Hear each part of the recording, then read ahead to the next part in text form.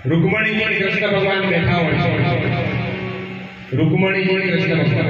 कारण के कृष्ण भगवान ने त्रण राणीओ हती रुक्मणी सत्यभामा जाणती हती अने आ त्रणेय एमनी राणीओ हती अने एक बार भगवान कृष्ण अने रुक्मणी जी मळीने बैठा हो छे रुक्मणी जी भगवान कृष्ण ने प्रश्न करे छे के तमने आखुं जगत राधे कृष्ण करे रुक्मणी कृष्ण केम नहीं करे आखुं जगत कृष्ण भगवान नाम साथे राधाजी का नाम बोले छे આપણે ગમે ત્યાં છીએ રાધે કૃષ્ણ બધા કરે એટલે રૂકમણીજીએ પ્રશ્ન કર્યો ભગવાન આખું જગત તમને રાધે કૃષ્ણ કરે છે રૂકમણી કૃષ્ણ કેમ નથી કરતું એટલે ભગવાન એમને કીધું કે રાધાજી નિસ્વાર્થ છે એમના મનની અંદર કઈ કપટ નથી અને એ પોતે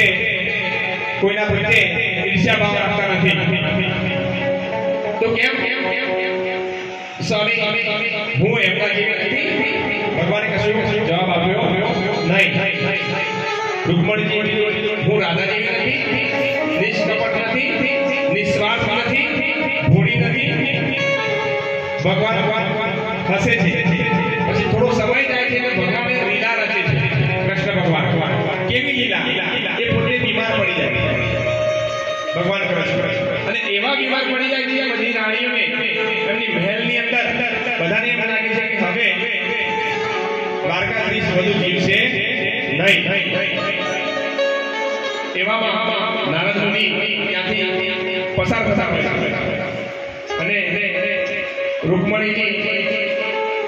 એમને જોવે છે અને નારદ મુનિને લાવને હું ભગવાનને મળતો આવું એ ભાવનાથી પોતે મહેલની અંદર આવે છે અને કૃષ્ણ ભગવાનની એ પોતે સ્થિતિ જોવે છે પરિસ્થિતિ જોવે છે ભગવાન તો બીમાર એમને જાતે લીલા કરી હતી એટલે એ પોતે બીમાર થઈ ગયા હતા બહુ પછી રૂકમણીજી ભગવાનને સાજા કરવા માટે આમની પાસે નારદજી પાસે કોઈ ઉપાય શોધે છે અને નારદજીને કહે છે કે મને કંઈક ઉપાય બતાવો કે જેથી કરીને કૃષ્ણ ભગવાન સાજા થઈ જાય તો નારદજી એમને ઉપાય બતાવે છે કેવો ઉપાય કે કોઈ પણ સ્ત્રી એના પગ ધોઈને પછી એ પાણી કૃષ્ણના કપાળે અડકાર્યા પછી એને માથા પર રેડે તો કૃષ્ણ ભગવાન સાજા થઈ જાય રૂકમણીજીને ઉપાય બતાવે છે નારદજી એટલે રૂકમણીજી અચંબામાં આવી જાય છે કે છે કે આવું તો ના થાય મારાથી આવું હું કરું તો નર્કમાં જવું ભગવાનને મારા પગ ધોયેલા પાણી હું એમના કપાળે અડાડું તો હું તો નર્કમાં જવું મારાથી તો ના થાય બીજી રાણીઓ પણ પાછી પાની કરે છે અને આ સમાચાર રાધાને મળે છે એટલે રાધા તો એ પોતે આ સમાચાર સાંભળીને પછી મહેલની અંદર આવે છે પોતાના પગ ધોઈને એ પાણી ભગવાન કૃષ્ણને તિલક કરીને એના માથા પર ભગવાનના માથા ઉપર પૂરું પાણી વેચે છે પછી રૂકમણી રાધાને કહે છે આ તે શું કર્યું આવું કરાતું હશે આવું તું કરે તો તમે તો નર્કમાં જો રાધાજી શું જવાબ આપે છે સાંભળજો જો મારો કૃષ્ણ કાનુડો જો સાજો થતો હોય તો હું નર્કમાં પણ જવા તૈયાર છું આ ભગવાને એમને જાતે કરીને આ લીલા રચીથી રૂકમણીજીને બતાવવા માટે કે રાધાનો પ્રેમ કેવો છે 24 કરોડ ગોલ્ડ સોનું હોય ને 24 કેરેટ એના જેવો રાધાનો પ્રેમ હતો નિસ્વાર્થ પ્રેમ હતો કોઈ એવી ભાવના નથી એવું જ એક ભજન કૃષ્ણ ભગવાન દ્વારિકા નગરના રાજા બને છે અને જ્યારે રાધાજીની યાદ આવે છે ત્યારે કેવી એમની યાદ આવે છે આ ભજનની અંદર છે બધી લીટીઓ તમે સાંભળજો તો તમને મજા આવશે ભગવાન હિંડોળા ઉપર ઝૂલતા હોય છે રાધાજીની યાદ આવે છે એટલે ભગવાન પણ ચોદરાશે રહે છે એટલે કેવું સોનાની દ્વારિકા હિંડોળા